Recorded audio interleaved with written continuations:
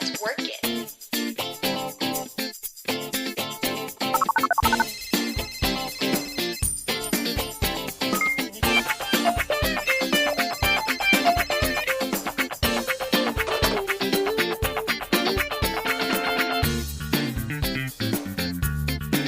Let's work it. Hello, everyone, and welcome back to Season 2 of Work It, a UVic career exploration podcast. This is the show where we chat about all your career-related questions with our knowledgeable UVic career educators and our amazing UVic alumni. We have a really special episode for you today, and I can't wait to dive in. I'm your host, Emma, and I'm a graduate of UVic in the Humanities program, and I'm back for a second degree in Restoration of Natural Systems. So that's a little bit about me, and I'm joined today with my co-host, Katy. Hi, everyone. As you know, my name is Katy. I work in communications here at UVic. I kind of moonlight as a poet. A fun fact about me is that I used to play the French horn very badly. Before we jump into today's conversation, I want to acknowledge that, as always, we are recording today at the University of Victoria, which is located on the traditional territory of the Lekwungen peoples. I want to extend my gratitude for being here as an uninvited guest on this land. And I also want to acknowledge with respect the Songhees, Esquimalt, and Wasanich peoples whose historical relationships with the land continue to this day. On today's episode, we're so excited to be joined by Jayesh Vekariya, a UVic MBA graduate who is the CEO and one of the founders of Joni, a Victoria-based company that produces organic, sustainable menstrual products. They launched in 2020. In the past 4 years, Joni has donated over 47,000 pads to nonprofits and uses 5% of its sales to improve access to communities across the country. Jayesh is also one of UVic's 2024 Emerging Alumni. Welcome to the show, Jayesh. We're happy to have you here today. Thank you so much. Happy to be here. Well, we're super excited to hear more about Joni and about your experience getting to create this company. What an amazing set of products and a powerful mission. I'd really love to hear a little bit more about Joni. Can you talk a bit about the company and how you created it? Yeah, sure. I did MBA in entrepreneurship at UVic. Joni was my MBA thesis project in the final semester.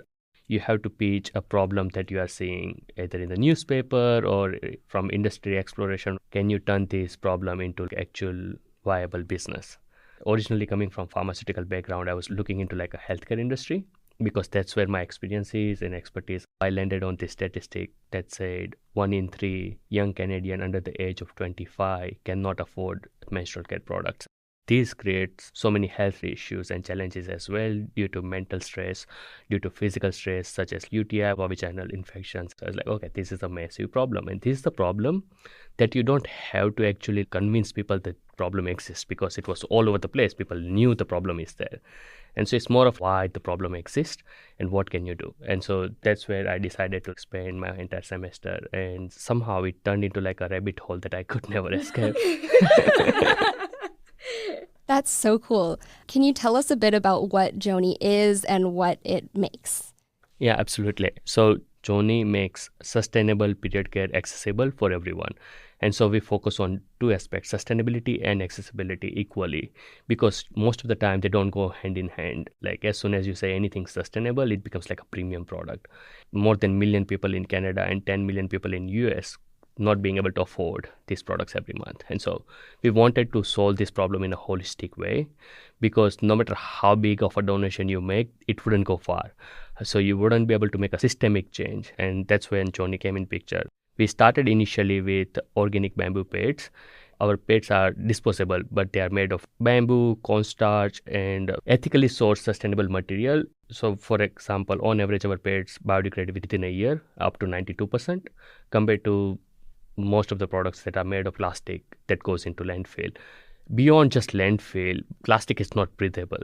And most of the advertisements that you see is usually about women jumping through fields of flower, in white clothes, playing tennis, and like so happy, which is not real. So it's a painful experience for many people.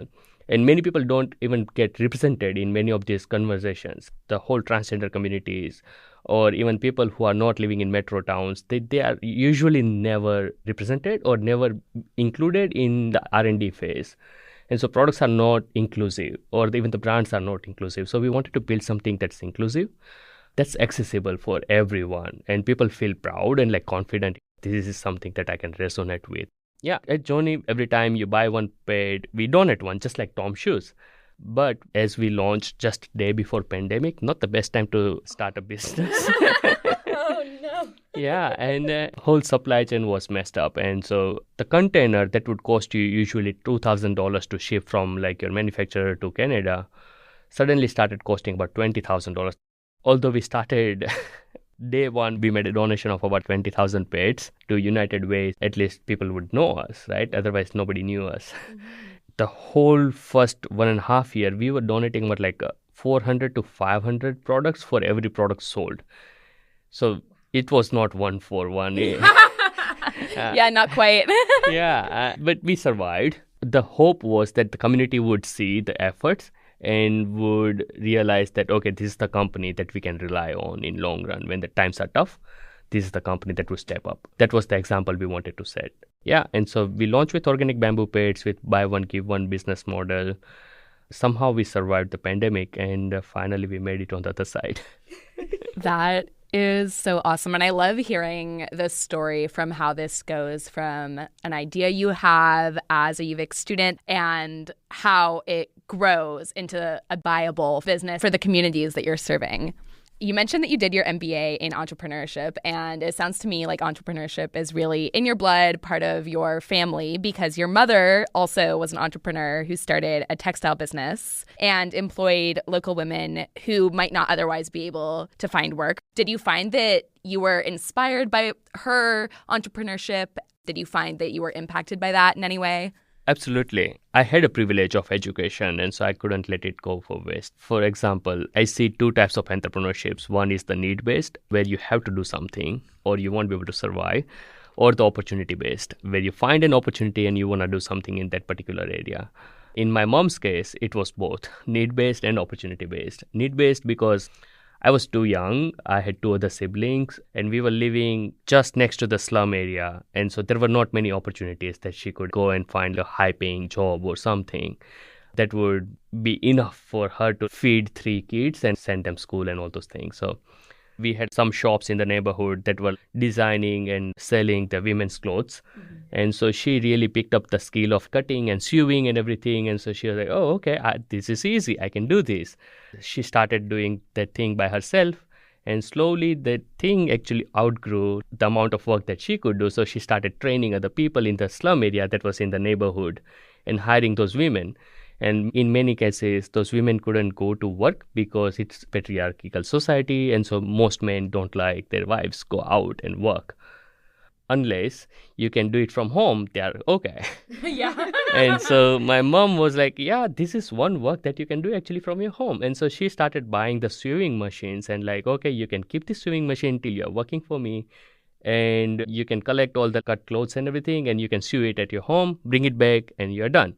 And we pay you at the end of the day. Within a year or something, it just really grew quickly. And so there were like 80 women in that neighborhood that were working, and my mom was building this company from ground up. And my sister, who is the eldest among our siblings, and so she joined my mom immediately. She had to drop her education. And they both together built this amazing company. And so I was like super impressed what she could achieve. And it was what you can do for the community and what community can do for you.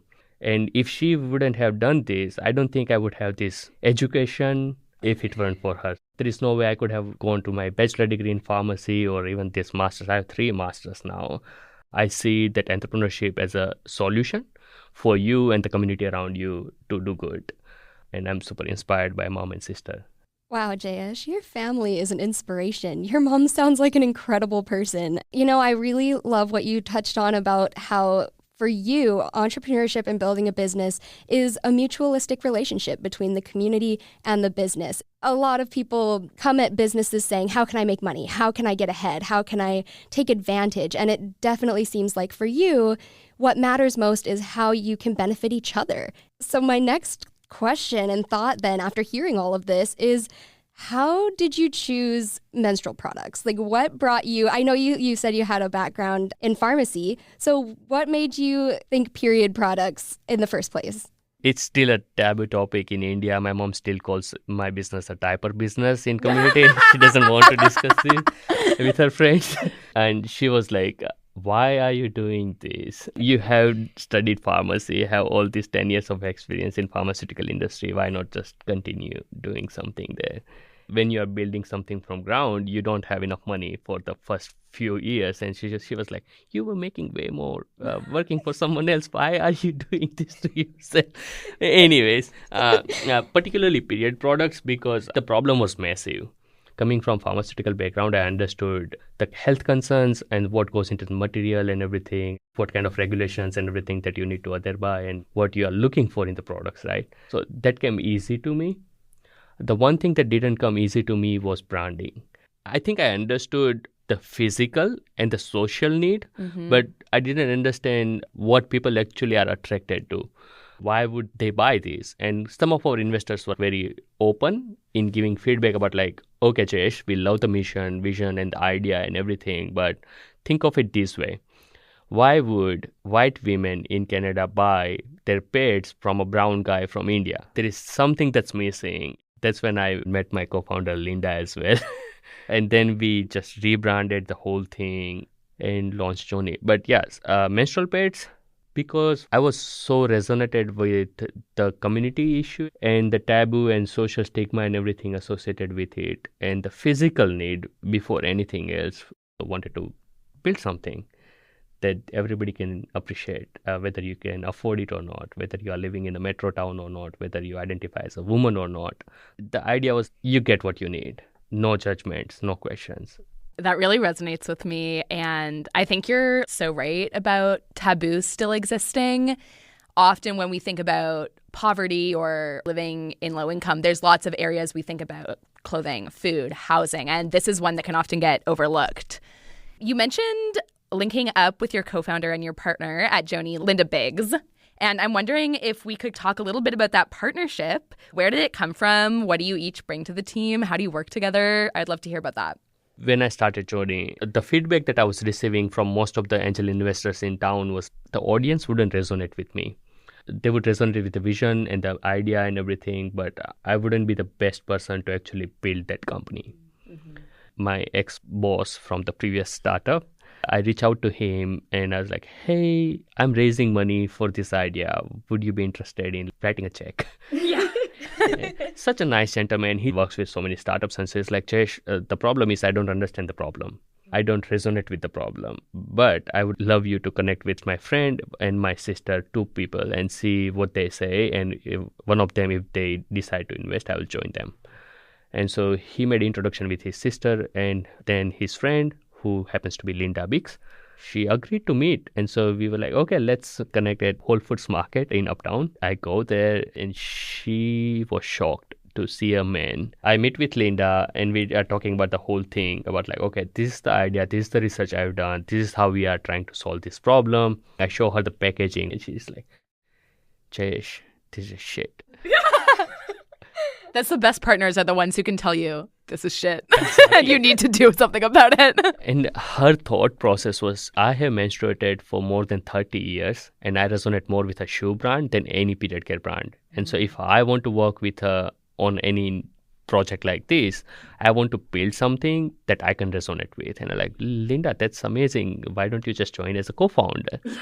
And build this company together. And so she decided to join. She immediately took over the branding.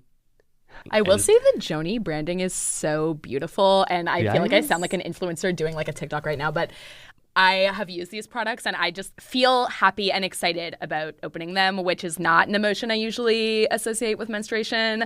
Yeah, as a white menstruating person myself, I think she nailed it. Right? Yeah, I loved it too. Yeah, she came up with like 5 names and Joni was one of those and we really liked the name and picking the color palettes and all these beautiful things and she made it look so beautiful. Your website is gorgeous. I know. It looks so good. She nailed it. She has the way with the words. And so anyways, so she decided to join the team. And immediately we raised about $160,000 from local angel investors, and there we were working on a period care company. Wow, that's an amazing story. Okay, I'm going to switch gears a little bit. When you look back, you did co-op during your time at UVic, and now you're hiring co-op students. That's pretty amazing. Can you tell us a little bit about what your co-op experiences helped bring to your work now? Yeah, absolutely. I was so lucky to find two co-ops that were both in entrepreneurship, actually. So the first co-op I did was a laundromat in downtown Victoria. Slay. That construction was about to be demolished and she had to move to a next place. And so she was looking for somebody who is entrepreneurial, who can help her do the market research and find a new location for her new laundromat and streamline operations. And so I got that first co-op for two reasons. Nobody was applying probably. And second, I saw an opportunity to work on a very small business and make a significant impact. I learned a lot about doing market research efficiently and connecting with the audience that you're targeting. Doesn't matter what industry they are in. And that 3 months just quickly went by. And the second co-op I did was at Plena Global, which was a startup. I did a co-op there as a research analyst. So I was responsible for doing the industry research and identifying the market opportunities. But within a month, that role turned into a product manager kind of a position. I got an opportunity to work with amazing team of founders, investors, lawyers who came together to build this company from ground up. That's where I learned what you are actually pitching to investors to get them excited. It's not about what you are doing, why you are doing, how you are doing, and all those areas as well. And so you ask a lot more questions about your business. So both the experience came really, really handy when I was building my company. It made me prepared that what you have is not enough and you're going to need more. So, for example, I had $15,000, right, at the end of that company's term. And that's not enough money to launch anything. I knew that I would need at least $500,000 to get this company off the ground within the next 1.5 years, just to keep the inventory, hire people and all those things. But at least you are prepared that, okay, with this $15,000, these are the milestones that you have to hit in order to get another $500,000 that you need to build this company. So I genuinely appreciate that experience and more of the network as well that I built through these co-ops. And if I hadn't done the second co-op, I wouldn't have met Linda because it was my ex-boss who made that introduction, right? And my boss, his wife, they are both first investors. They both wrote like $5,000 check because you need that friends and family round in order for people to trust you as a founder. Yeah. These experiences actually prepared me to build something larger than I could think of. I really love hearing about those co-op experiences because I think especially when some students are looking for their first co-op, there can be this idea of like what a co-op should look like, or maybe I'm going to be working at like this big organization, or I'm going to be working in a specific sector or industry. And in the stories you're sharing, even experience that you had working for this laundromat, which is not very closely aligned to what Joni is doing now, you learned so much and were able to get a lot out of it that set you up for what you're doing now. So I just like really love those stories of these unique co-op opportunities that can do something more than what we might imagine a co-op to be. On sort of a similar line, but from the flip side, like Emma said, now you are an employer and you hire students. I would love to hear about your experiences as an employer and a bit about why you chose to hire co-op students for your business. We started hiring co-ops, I think, 1.5 years ago for a few reasons. One, students actually bring unique perspective. They do not come from a fixed box from a previous company where they have worked at. They are still open, they're exploring. And so that open box allows us to put them into different areas and learn from what kind of analysis they do, what they think of the business world, how they perceive their ideology and like the company's ideas and everything. That's one reason for hiring co-op students. And we learned early on that it's tough to hire co-op students because more than what they contribute to your company, you are contributing to their career actually because they are still learning. They don't have that prerequisite experience. And so you have to have someone who can train them, mold them. These are the future leaders, right? I think. And so the experience that you provide them early on can go a long way. They're going to work somewhere. Why not at Joni? And so at least like I think we are transferring that culture, sharing the values and showing them what's possible. And when they come in, they also show us, here is the area that you can improve. Here are the things that you can do. They take over so many easy to do or repeatable tasks as well.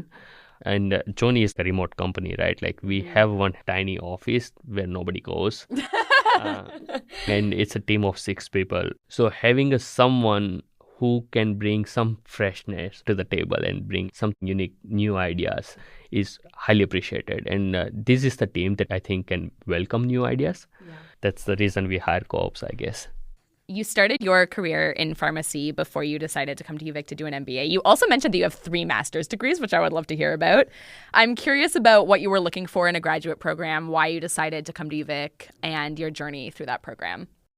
Yeah, I finished my high school in 2007 and went for bachelor's in pharmacy in south of India. And I spent 4 years studying that. And in 2011, after graduating, I went into the pharmaceutical industry, worked there for a couple of years. And while I was still working, I went for the first grad program that was MSc in pharmacology 2013 actually. And so I finished that in 2015. Immediately after finishing that program, decided to go to France. I did MSc in International Project Development there at Neoma Business School, which is one of our partner institution as well at UVic.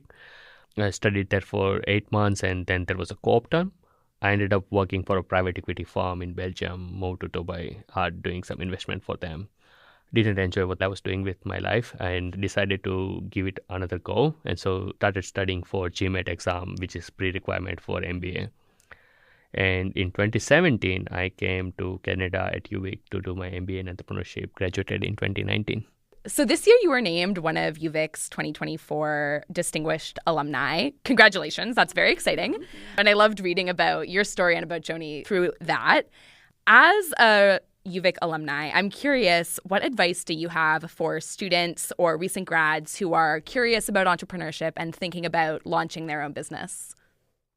It's easier when you're young. And especially if you're in school, this is the best time. You are learning new principles, new theories and everything. Why don't put them in practice? One skill that is key for entrepreneurship is the ability to learn. Mm-hmm. And the fact that you are at school, you are surrounded by people who are actually interested in learning new things. It's a good opportunity to find people who are motivated.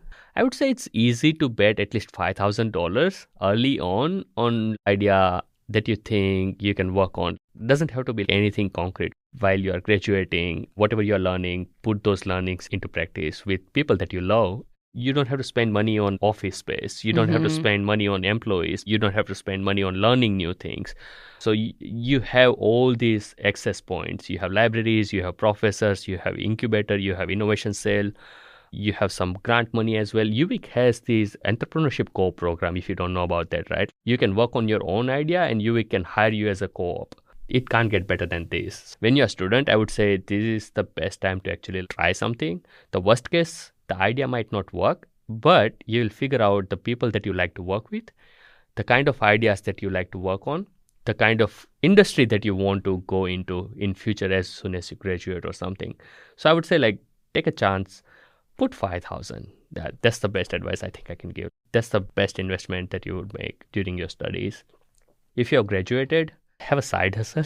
Yeah. You don't have to go all in. For example, my co-founder and I, we were working full-time on site while we were building Joni for first 4 years. We both had full-time jobs. Mm-hmm.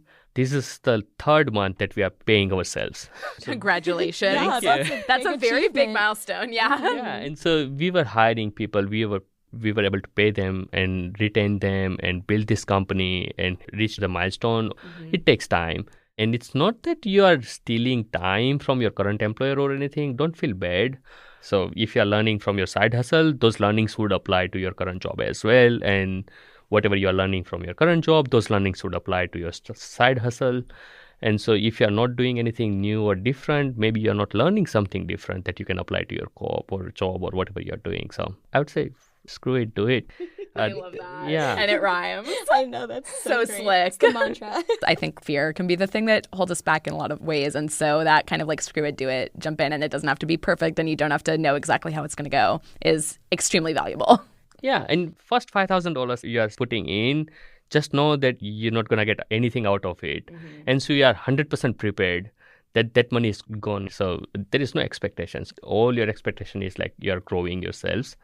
learning about your interest and what you can do with that little money next time you have.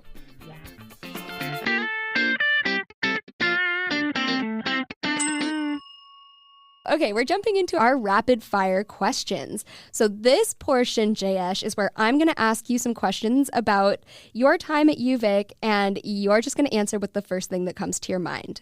Are you ready? Sounds good. Let's do it. Okay. Do you remember what your favorite food to eat on campus was? Burger and chips from Felicitas Pub. Yes, love that. Good choice. And did you ride the bus? Yes, I did. 26 number and 16 number. Yep, I remember using those myself. Is really the goat, yeah. Yeah, it really is. What was your top study spot? So doing MBA has its own perks, and so we had our own lounge. Oh, nice. Yeah. Did you have a favorite season of the year? Spring. Yeah. It's so beautiful. The blossoms. We're recording right now during spring, actually. So it's funny you say that. It's so gorgeous right now. The magnolias, the cherries, the plums, all of it. So gorgeous. What building did you end up spending the most of your time in? Devi Strong, because that's where I was studying, I guess. And if you could do it all again, what would you do more of? I would do at least 2 more projects in entrepreneurship from first semester itself. I wouldn't wait for last semester. Do you know what project it would have been or what your interest area would have been? I usually don't care about ideas because, frankly, the idea evolves so much by the time you are done. Yeah. It turns into something very different than what you initially are coming in with. Oh, that was awesome. Jayesh, thank you so very much for coming on the show today. Thank you for sharing your experiences, your wisdom. There's so much that our listeners can learn from you. So thank you for being here today. And we wish you the best of luck with all the next steps coming for you and for Joni. Thanks again. Thanks. Really appreciate it. Work It is developed and distributed by Co-op and Career Services at the University of Victoria and hosted by Emma Overland and Katy DeCoste. Today's guest was UVic MBA grad and CEO/founder of Joni, Jayesh Vekariya. Our theme music and art were created by Emma Overland with audio editing by Emma Overland. To learn more about career possibilities and resources from UVic, visit uvic.ca/career-services. If you enjoyed today's episode, make sure to subscribe to Work It anywhere you get your podcasts and you'll never miss an update.